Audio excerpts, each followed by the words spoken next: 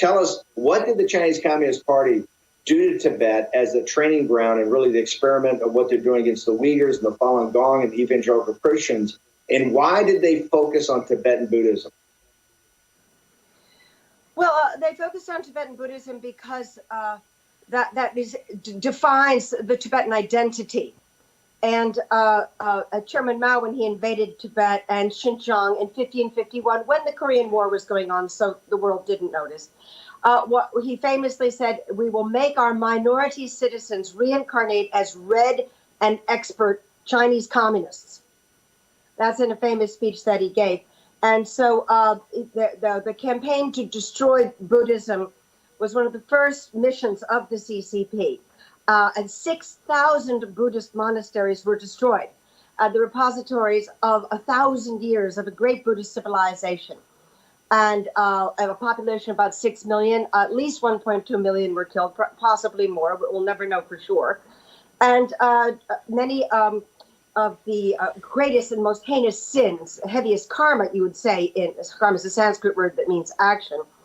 In the ancient Buddhist scriptures, of the desecration of Buddhism include destroying statues, killing monks and nuns, using Buddhist holy scriptures as toilet paper. Well, the CCP did all of these things specifically, almost as if they were reading a text. And a lot of older Tibetans that I've known and interviewed have always said that Chairman Mao is considered a dundre, which means a demon. And Xi Jinping is also a dundre, asura in Sanskrit. And for example, when you go in for routine questioning in Tibet, this is what happens to you. You know, no warrant, no charges. All you have, your only crime is, perhaps having a contraband photograph of the Dalai Lama or a Buddhist text or anything of that nature. And we also see, more pictures from the Cultural Revolution. A lot of this seems to be forgotten. This is not taught in American schools. Instead, we're getting all this, Marxism. Instead of the true history of communism in the 21st century, wherein if you put Stalin and Mao and Pol Pot together, it's over 100 million people that were killed by the communist ideology. And we still have to fight this fight. And I agree with Liz that, what's happening with the Vatican is absolutely shocking. But it's not surprising if you've been following how they have cultivated the CCP all of these years. You're saying the Vatican has cultivated the CCP all these years. What do you mean by that? Well, we've seen they haven't condemned the concentration camps in Tibet and Xinjiang. They have not supported the Hong Kong demonstrators. They won't speak about forced abortions, and the one-child policy. It's been going on for years. And, Cardinal Zen has spoken out against it, and a lot of the bishops in Hong Kong. But, everything that they get so exercised about everywhere else in the world, dead silence when it comes to the CCP. Mara, let me ask you, go back to the 600 monasteries and the 1.2 million people. Why did the mainstream media, this is what I'm missing, why was the New York Times, forget the religious nature of the Tibetan Buddhists about the monasteries, just the historical, world historical monuments. You never hear, honestly, this is the first I've heard that they destroyed 600 ancient monasteries. Understand what the CCP was trying to do. 6,000 monasteries. How did that never become at the forefront of the secular West, particularly the progressives and the liberals that worry about these world historical sites? Why has that never become just a massive issue when they destroy 6,000 monasteries and try to kill Buddhist monks and nuns? Well, very briefly, there was a brief window where the Tibet issue was taken seriously. And that is after the Tiananmen Square massacre in 1989. And right after that, His Holiness Dalai Lama received the Nobel Peace Prize, the first individual connected with the CCP to receive this highest honor. The second was, of course, Liu Xiaobo, the 2010 Nobel Peace Prize laureate who wrote Charter 8, a criticism of the Chinese Communist Party, which he wrote was responsible for a string of untold disasters against humanity. For this, he was put in jail for counter-revolutionary thought. But, right up from that, this in the 90s, was that brief period where the Tibet issue was taken seriously. But then after 9/11, China went on the back burner, and we got involved in these wars in the Middle East. And Richard Gere's Vanity Project, the international campaign for Tibet, just played it all down. And their strategy is let's just love the CCP more. Well, that's really going to be effective. It's like the Wall Street guys' idea that we just keep throwing money at them and just keep inviting them into deals and letting them loot our capital markets. They'll suddenly turn into a liberal democracy overnight.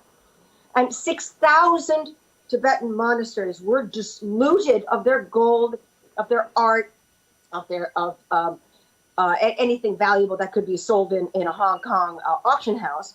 And then they were burnt to the ground. And these monasteries were not just like the church, they were townships, essentially.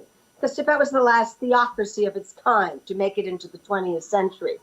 And so this is a tremendous loss to the patrimony of the world, the cultural and artistic and religious and philosophical heritage of the human race.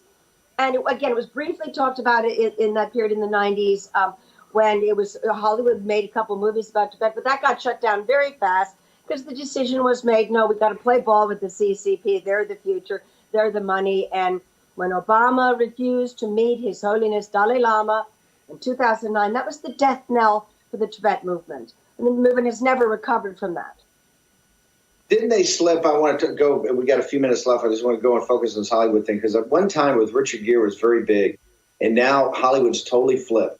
Hollywood kowtows to the CCP. We've had Chris Fenton on here. He just gave a big speech in Beijing overnight confronting this. There's been a huge report that came out that talks about their kowtowing. They were at the vanguard of this fight for the Dalai Lama, and then crickets.